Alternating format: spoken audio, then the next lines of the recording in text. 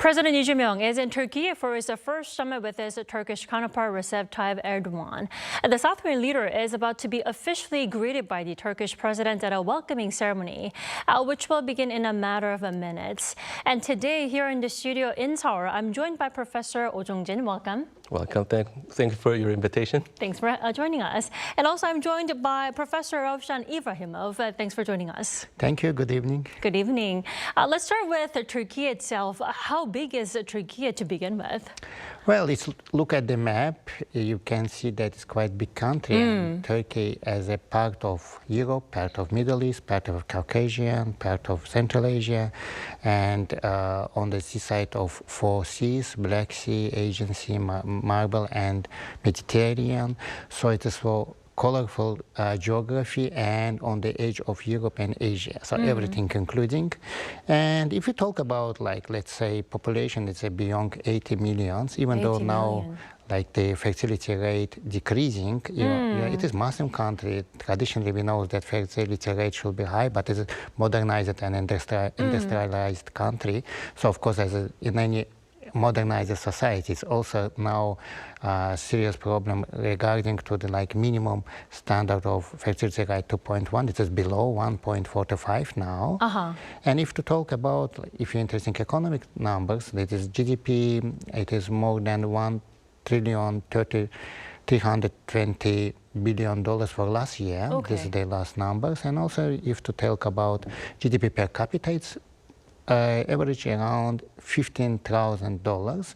It's developed industrial country and also with a big portion of agriculture in the economy.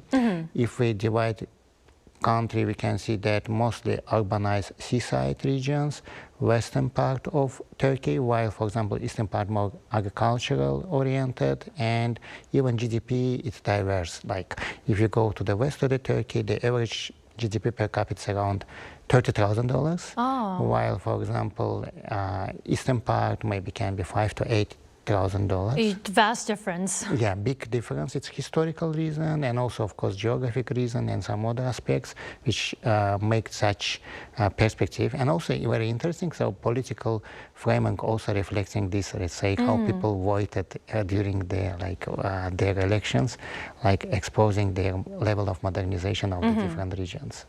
So there's that for Turkey. Now we are waiting for the summit to begin between South Korea and Turkey. Professor Oh, how far back then do Korea-Turkey relations go, really? Well, the relation between South Korea and Turkey, I would say that go all the way back to 1,500 years. I mean, back to our ancient time. Right. To the, in Turkish language we call Göktürk, well in Korean we call Dolgol, where they supported the so-called the Korean kingdom of Goguryeo against the Tang dynasty of China at that time.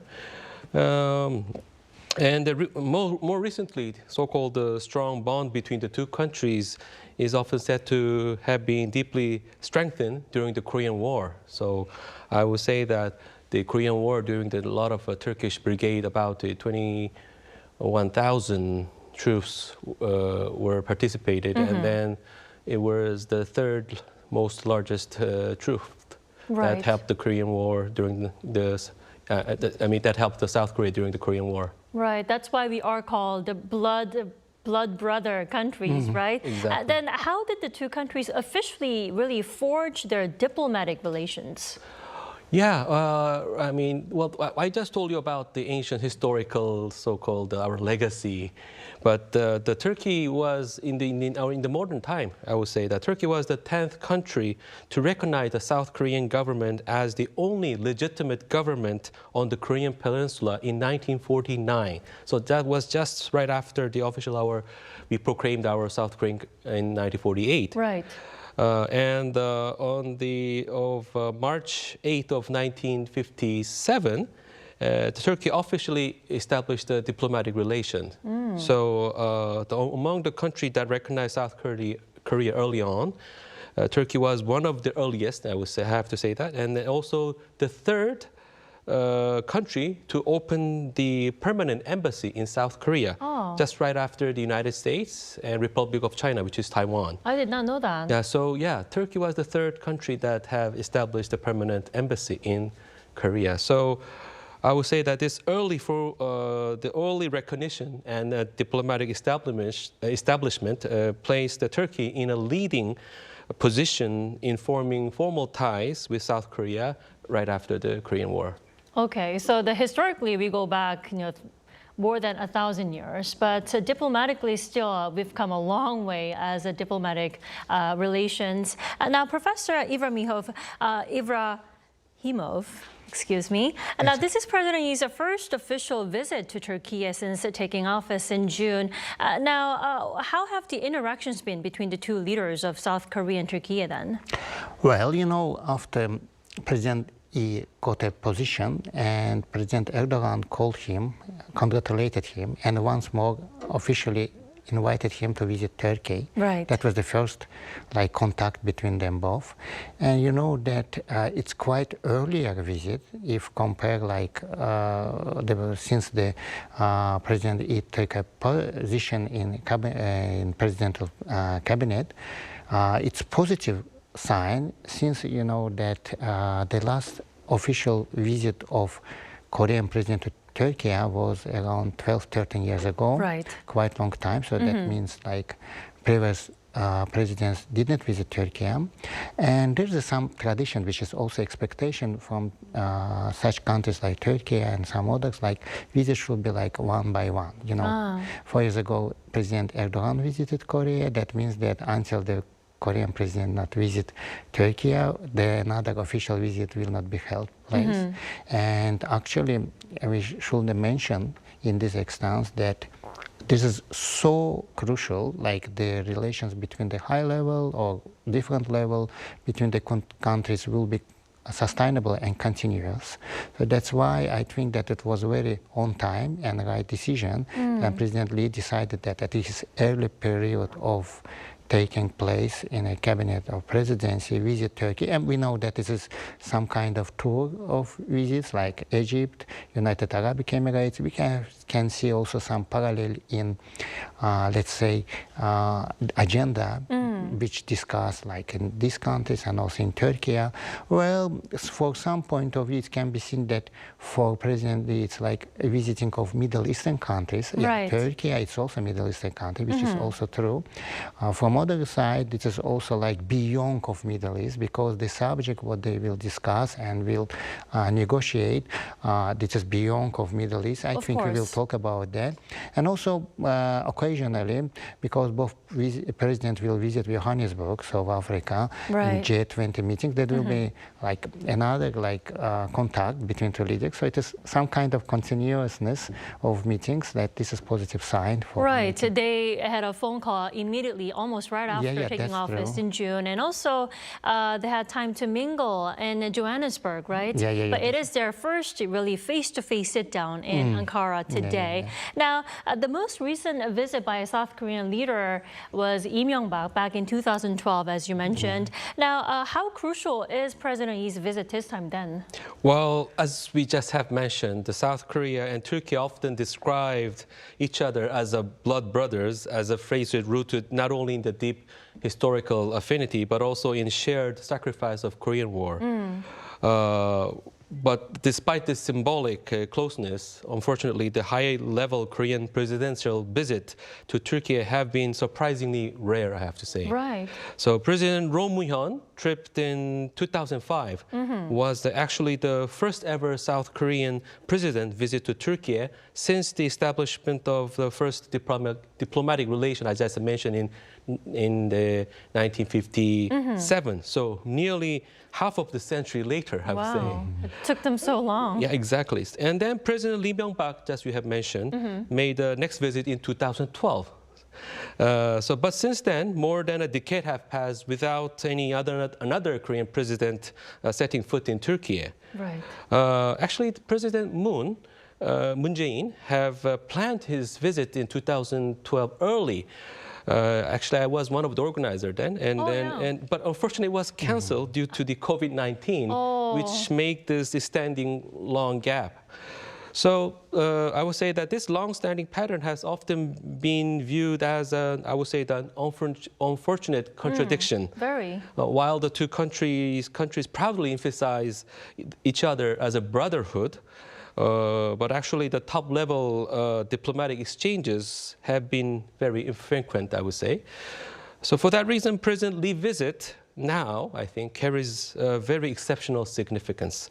It marks the first Korean presidential trip to Turkey in over 10 years and clearly signals the sole intention to reinvigorate and elevate the relationship.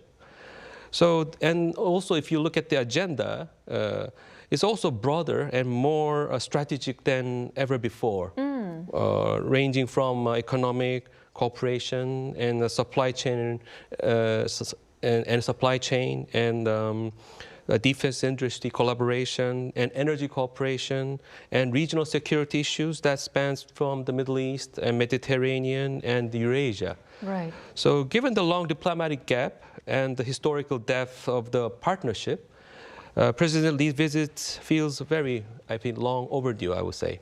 So more importantly, it opens the door to upgrading the bilateral relationship in concrete, more forward-looking, and a mutually beneficial way, I hope. Right. There are so many promising sectors and fields that the two countries can collaborate on. You know, defense, nuclear energy, biotechnology, now that the pandemic is over, right? Exactly. But we are still waiting for the official welcoming ceremony to begin to greet South Korean President Lee Jae-myung by the Turkish counterpart, Erdogan. Now, what kind of performance do you expect at the opening ceremony? Well, you know, as Korea, Turkey also pay huge attention to some ceremonial issues. And, you know, during presidency of Erdogan, the presidential palace changed, and this is a new, some kind of authentic Turkish traditional issues, and they also have some ceremonial procedures with involving some different costume of soldiers different period and Turkic empires, and so maybe that will be also in the procedure in ceremony. And because, as we also emphasize it and mentions here several times, that two countries are bloody brothers. It is like mentioned many times. Even I read the interview of Korean ambassador in Ankara just these days. He said that we are brothers. For example, Turkey has several brothers like Azerbaijan, like others, and Korea, but we have only one bloody brothers, like as he mentioned and emphasizing. It's very, very like touchable. Well, during the ceremony, I think that also I want to show one example, like how seriously preparation happened during this visit. You know, Minister of Foreign Affairs sent letter to different, let's say this is unions of producers, this is regional unions of producers in Turkey. They sent a letter that please make meetings and emphasize and define what type of cooperation, what type of relations you are expecting, what type of import-export issues can be possible with Korea, and we can propose for, let's say, during the visit, because it is beyond of everything which is already decided. Because as I mentioned, it is just last week call, and this is also showing that how like detailed and maybe what can we do else issues in this respect. So this is, I also show that what type of procedure will be done. And I very expecting very, very positive messages from President Erdogan. He's very, you know, literature-oriented person. He's like very strong in literature. He's like to saying poems and so on during some meetings and so on. Very artistic. Yeah. And maybe this performance will be witnessed. And President Lee also like acknowledging. He also gave an interview about the issue, and also he emphasizing the brotherhoodness between the two countries. So President Lee is also well prepared for this meeting. It's not like just meeting for occasion. So we will see like some interesting procedures. Right. For those of us just joining us on Arirang TV, we are covering it live of the ROK-Türkiye Summit. And this will be South Korean President Lee Jae-myung's first visit to Turkey since taking office. Although it is not their first time, the two leaders of the two countries meeting for the first time. It is their first summit talks. And ahead of their summit talks today, this is the official welcoming ceremony taking place in Ankara. Now, here in the studio in Seoul, I'd like to go back to Professor Oh. Now, this is the opening ceremony welcoming ceremony that we are watching. Now, how do you think this official welcome ceremony symbolically reaffirms the close, friendly ties, such as the Korean War between South Korea and Turkey? Yes, or as we have several times mentioned, that the official welcome ceremony also symbolically reconfirms the deep and the historical relationship between South Korea and Turkey, emphasizing the enduring spirit of a friendship rooted in the Korean War. So this is also somehow the core relationship between the two countries. Right. And as we all know, during the Korean War, the Turkish troops fought alongside South Korea very bravely among any other foreign nationals. Right. And then so-called this brotherhood can be characterized into a mutual sacrifice and solidarity, I would say. So this historical connection is more than a symbolic. I think it's a foundational pillar for the friendship and cooperation even seen for today. So I think by conducting such ceremonies right now here, with the form of formal honors, with the both countries publicly demonstrate respect and commitment to continued collaboration across the political, economic, and cultural domains. Definitely. And so I think it will reflect the shared values of loyalty and mutual support, and of course celebrating the past, while I think signaling the strong partnership moving forward.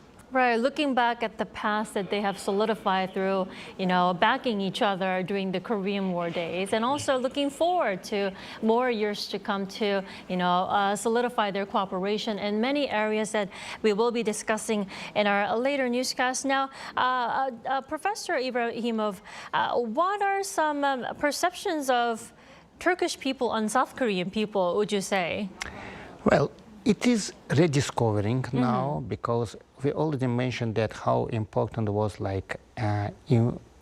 participation of Turkish militaries during the war, and 721 martyrs given their lives here, right. and some of their graves are in Korea, and around 20,000 Turkish soldiers participating here in the war. And that was the first stage, feelings, attitudes, perceptions, Turkey opening here Ankara School for education of orphans, and even there's a film about that developed by Turkish producers recently, Arirang, which is based on a real history. And if you ask Turkish people today's new generation, because the generation past, it is 70 or 75 years past, rediscovering Korea everywhere globally, by K-pop, by drama, Hallyu wave. Right. There's an extremely high interest of Korean youth towards what Korean culture in general really represent. And also because of that, many people have attraction to learn Korean language. You may ask and talk people say, oh, my daughter, my son, which is average 14 years old, 15 years old. Right. They learn Korean language. Right. Now we see South Korean President Lee Jae-myung being greeted in person by Turkish President Recep Tayyip Erdogan. Now, it's hard to tell, but it looks like they are taking their photo. Now they're shaking their hands, walking down the carpet. How would you perceive their first interactions in Ankara? I know they just saw each other a couple days ago in Johannesburg, but. Well, I think if you consider the characteristics of two leaders, they're a very pragmatic person, plus very, I would say that national interest oriented. So I think conversation and dialogue will be very moving smoothly. That's interesting that you pointed out that one similarity between the two leaders is being pragmatic. And they also, both of them declared a pragmatic diplomacy every time. So. That is true.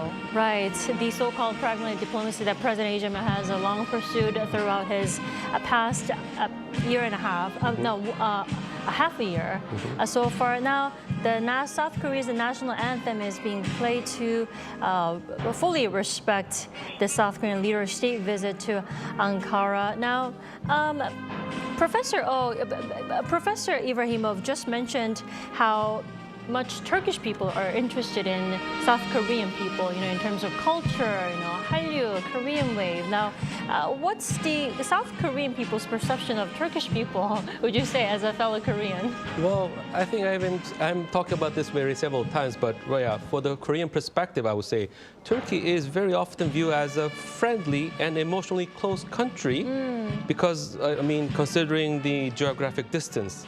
So many Koreans, I think, I'm early 50 at the moment, but after older than my generation, many grew up hearing that the Turks are the blood brothers during the Korean War. Right. But interestingly, not that old generation, but also the young generation who have experienced the 2002 World Cup semifinal event. Right, I remember. So at that time, many Koreans were, saying altogether that we are brothers at the time. So it's somehow signaled altogether. Right. So I think this historical connection is still the Korean sentiment today, creating the so-called sense of a nature of a connection and affinity and respect and warmth toward Turkish people. And many Koreans, I would say, that tend to view Turk as a very warm-hearted, sincere, and courageous, very with a fighting spirit. And then and because of the old generation about their bravery activities during the Korean War with the Turkish brigade fighting spirit during that time. But at the same time, Turkey's rich culture, I would say, and history and hospitality are often talked about many Koreans during this so-called family trip or... Right, I'm one of those people who went on a family trip to Turkey. It was very nice, very welcoming, warm-hearted. As far as I know, around 200,000 Koreans are visiting every year to Turkey, and then many of their experiences are pretty good.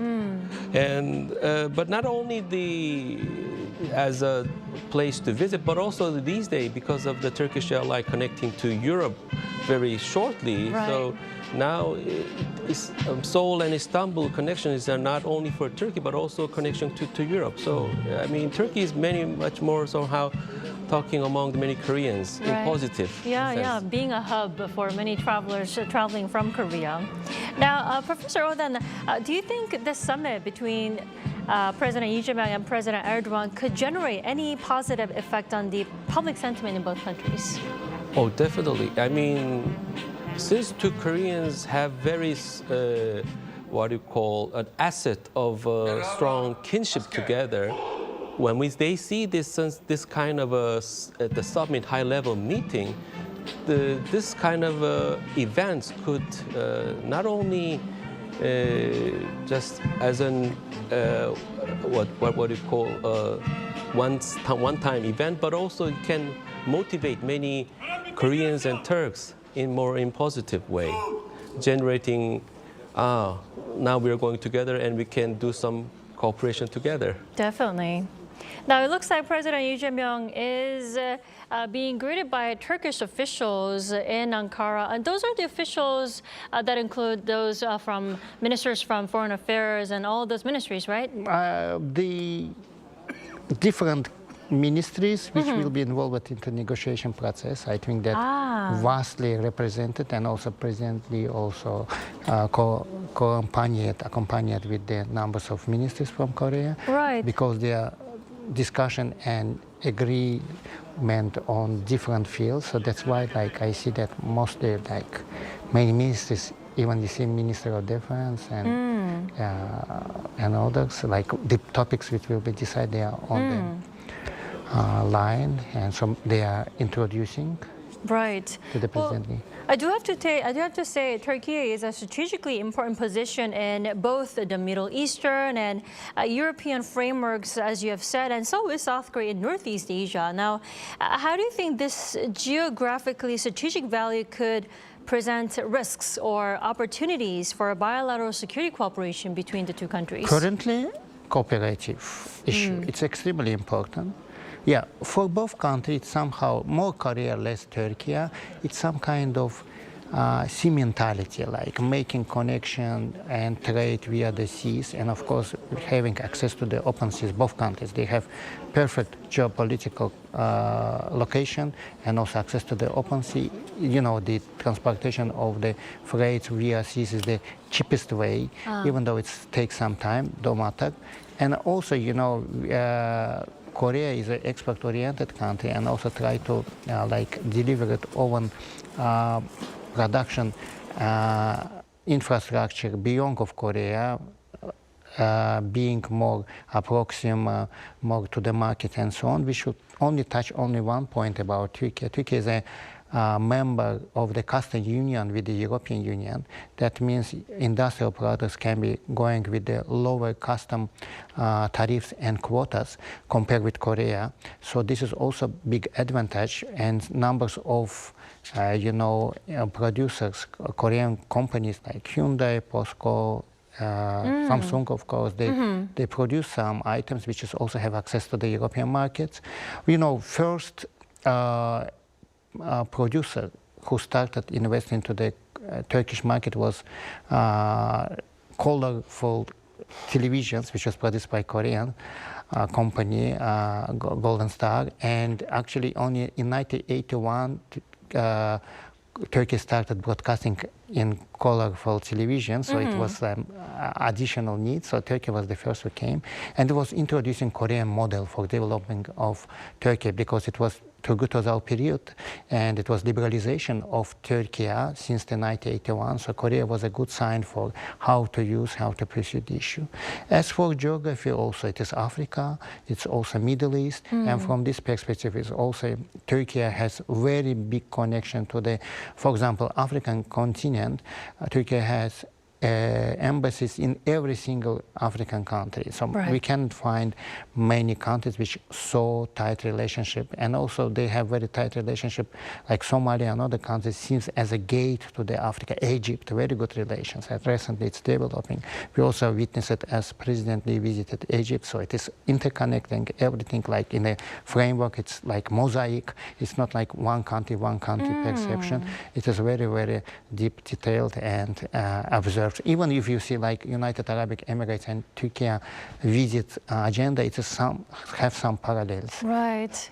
Well, Professor, now we've just watched the official welcoming ceremony where President Erdogan was officially greeted by Turkish President Erdogan. Now they will be going into the room to now sort out their MOUs, right? And then later on they will go on to do their joint press conference. Now they will be talking about defense, nuclear energy, culture, many more. But what sector do you look forward to the most of the MOUs? You know, trade over between Korea and Turkey much below expectations. Like countries can do more, and also collaboration. There are some fields which is starting point.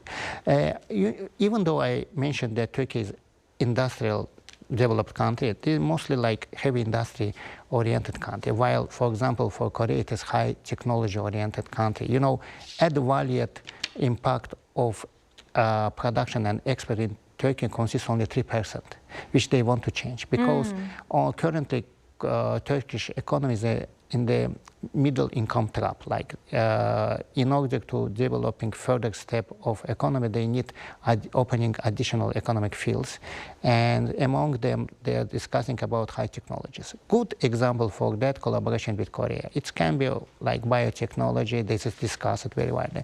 Yeah, defense industry, because both countries very, very advanced in these fields. Right. The President Lee emphasized that Turkey now is very good in so-called drones, like unmanned flight vehicles, like producing, and they have advanced technologies. While Korea has developed advanced technologies in many other fields. You know, there's a collaboration also in defense field as well between two countries started, and it can be developing. I believe that biotechnologies can be something new. You know, it is more genetic oriented issues. Relatively, it can be new for Turkey. They have some expert specialists, but making it like a new industry can be an interesting topic. There is discussion about talking about nuclear energy cooperation. Right. You know, Turkey now started to build own nuclear station, first in Akkaya, Right. Akkuyu, sorry, and another one, it is expecting also, they built, plan to build 2 more, and they try to diversify it because first one was built by Russia. Now Right. it is discussing like, let's better to diversify it, and one of discussion with Korea. Korea has experience to build nuclear electric station in United Arab Emirates. I mentioned it several times. There was also another deal in Czechia soon, so it is good possibility to introduce Korean technologies. Plus, you know, it is relatively new for this field. It is like small nuclear stations, which is Korea also started to introduce to the international arena. This is relatively new, and some countries like prefer to start with the small nuclear stations, and Korea has something to represent and to present to Turkey. It is a little bit early to tell. We are talking about their perspective. You're asking about that. So these fields can be like discussed and going on. Definitely. I think you've touched upon all the sectors and fields that we can look forward to from the upcoming MOUs. And now, Professor Oh, I'd like to end with you. Now, what would then constitute a successful South Korea-Turkey summit? What do you think? Excuse me, I mean the successful? Yeah, what would constitute a successful summit between the leaders of South Korea and Turkey? Well, I think beyond this, I mean the very detailed bilateral economic cooperation, I think these 2 leaders can do much more bigger picture in this world. I mean, these 2 leaders can have a very positive impact on in many fields in terms of the international arena as well, because as we all know, the global landscape is becoming very more divided, and the world major powers are increasingly caught in rivalry, and each foreign policy pursuing focus more on their so-called their own interests. So in this environment, I think the role of responsible middle powers such as South Korea and Turkey can become more even critical.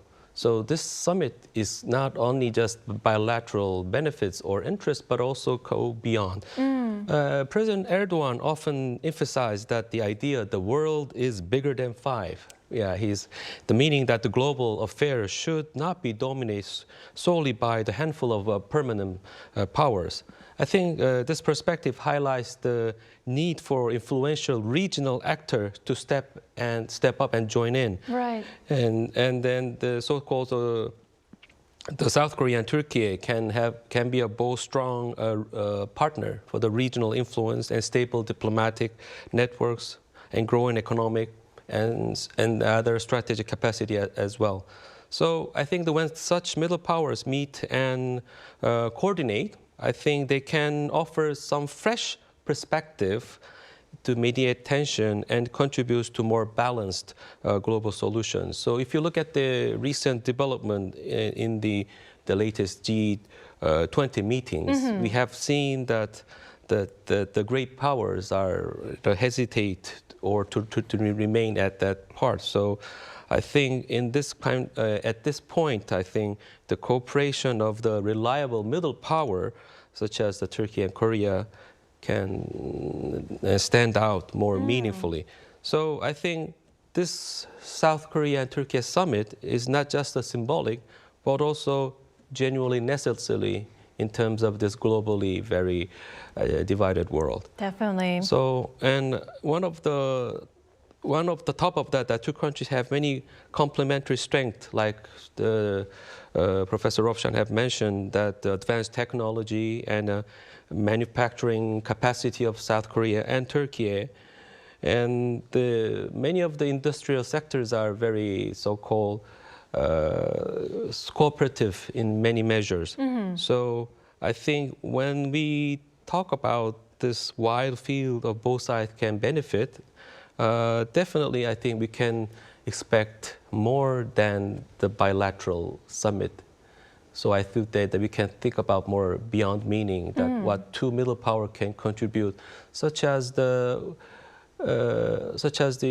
huge refugee issue in Turkey. Turkey is one of the countries that hosts around 4.5 million refugees from Iraq and Syria and Afghanistan and etc. And Korea are also one of the countries that can do support. And Turkey is a good partner to do a joint activities in humanitarian issues as well. So not only the so-called defense industry, the nuclear reactors, but also we can go beyond the other international issues altogether, like humanitarian issues, and yeah. That's what brothers do, right? Exactly. All right, Professor Oh, thank you for joining us tonight. I will be back with you shortly with the MOU signing ceremony and, of course, the joint press conference. And Professor Ibrahimov, thank you so much for joining us and your insight tonight. My pleasure. And we also thank you for staying with us throughout our special coverage of the official welcoming ceremony of the ROK-Türkiye Summit. We'll be back later at 12:25 a.m. Korea Standard Time. Until then, goodbye.